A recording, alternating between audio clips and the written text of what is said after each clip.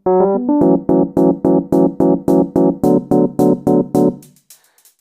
ุสาวគ្នាចឹងមកមើល vlog ពេញមួយថ្ងៃរបស់ខ្ញុំដែលជានិស្សិតនៅប្រទេសចិនកាលហ្នឹងខ្ញុំមករៀននៅចិនមួយខែអញ្ចឹង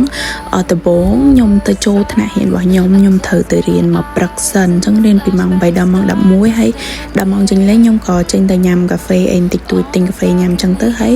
ដល់ម៉ោងចេញពីរៀនវិញក៏ខ្ញុំជិះកង់ដើរលេងជុំវិញទីធ្លាសាលាអញ្ចឹងទៅពេលហ្នឹងជិះទៅកន្លែងកង់តិចញ៉ាំបាយណាគ្នាអញ្ចឹងយើងអាចដើរក៏បានជិះកង់ក៏បានដែរហើយអានេះខ្ញុំថតទេសភាពនៅជុំវិញសាលាខ្ញុំឲ្យអ្នកគ្នាមើលដែរចាំបន្ទាប់ពីជើងជីហើយយើងបានមកទិញកាហ្វេផឹកហើយខ្ញុំក៏បានទៅញ៉ាំម៉ាឡាថាំងដែរពេលហ្នឹងនេះដូចអ្នកគ្នាឃើញអញ្ចឹងបន្ទាប់ពីញ៉ាំអីហើយពួកខ្ញុំក៏ជិះមកដុំវិញដើម្បីរៀបចំខ្លួនទៅដើរលេងហើយនេះសកម្មភាពរបស់ពួកខ្ញុំជិះកង់លេងជុំវិញទីធ្លាសាលាអញ្ចឹងទៅអ្នកគ្នានេះ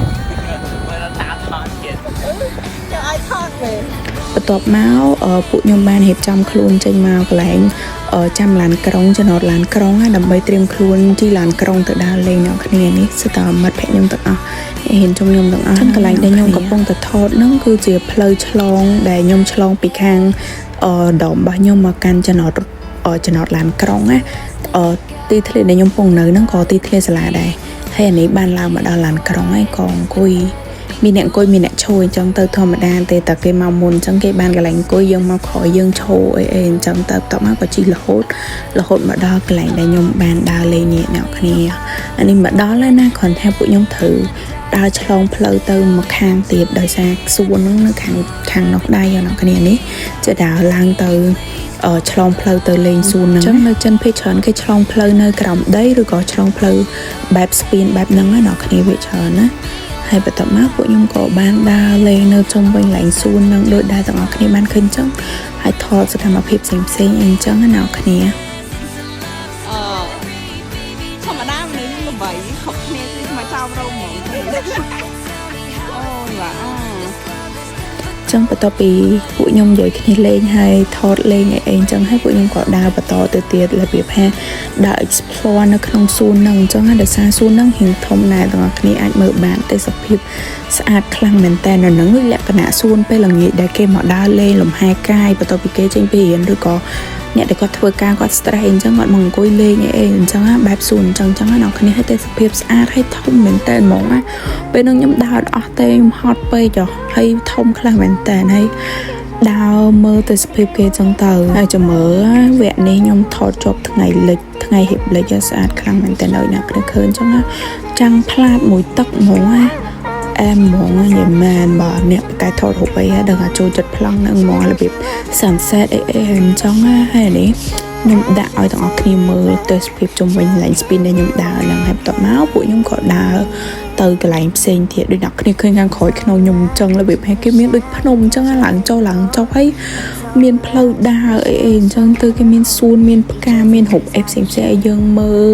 ហើយមានក្មេងៗសេរីខ្ញុំនឹងមកច្រើនមែនតើហើយចាស់ដែលគាត់ចង់ហាត់ប្រាណគាត់ចេញពីធ្វើការអញ្ចឹងគាត់ចង់ហាត់ប្រាណអីគាត់ដើរមកលេងនៅសួននឹងដូចគ្នាហើយកន្លែងនេះដូចជាមានដូចផ្ទះបុរាណចិនអញ្ចឹងទាំងអស់គ្នាកាលហ្នឹងខ្ញុំតំទៅថ្ងៃដំបូងខ្ញុំតំចេញដើរអញ្ចឹងឃើញរឿងប្លែកភ្នែកមែនតើណានេះមិត្តភក្តិខ្ញុំ